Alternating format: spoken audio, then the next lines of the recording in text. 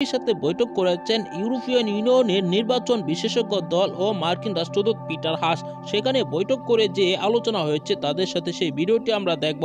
এদিকে সক্রিয় হয়ে উঠেছে বিএনপি, আবারও কঠিন আন্দোলনে ডাক দিয়েছে। সরকারকে পদত্যাগ করতে বাধ্য করে তারা ঘরে ফিরবে বলে হুঁশিয়ারি দিয়েছেন বিএনপি সিনিয়র নেতা কর্মীরা। দর্শক, সেই ভিডিওটি আমরা আগে দেখে আসি। খুবই গুরুত্বপূর্ণ ভিডিওটি, না টেনে পুরো ভিডিওটি দেখবেন। চ্যানেলে নতুন হলে সাবস্ক্রাইব করে রাখবেন পরবর্তী আপডেট পাওয়ার জন্য। ভিডিওতে একটি লাইক দিয়ে দেখতে থাকুন।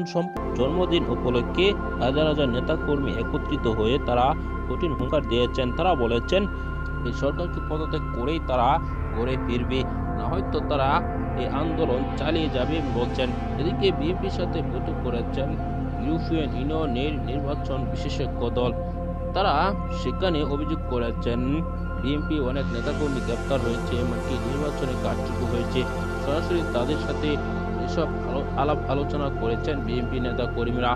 দর্শক, নির্বাচন শেষ হয়েছে, এখন পর্যন্ত বিএনপি তাদের আন্দোলন চালিয়ে যাওয়ার হুঁশিয়ারি।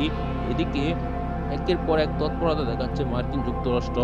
এসব নিয়ে কিন্তু কঠিন চাপে রয়েছেন ক্ষমতাসীন দল আওয়ামী লীগ। দর্শক, এই ভিডিওতে আপনারা যে তথ্যগুলো পেয়েছেন, আপনার কি মতামত জানাবেন। পরবর্তী এরকম ভিডিওগুলো পেতে হলে এই চ্যানেলটিকে সাবস্ক্রাইব করে পাশে থাকা বেল বাটনটি অন করে দিবেন। ভিডিওতে একটি লাইক দিয়ে শেয়ার করে দিবেন, অন্যদেরকে দেখার সুযোগ করে দিবেন। এই মুহূর্তে বিদায় নিচ্ছি, দেখা হবে পরবর্তী কোনো ভিডিওতে। ভালো থাকুন, সুস্থ থাকুন। আসসালামু আলাইকুম।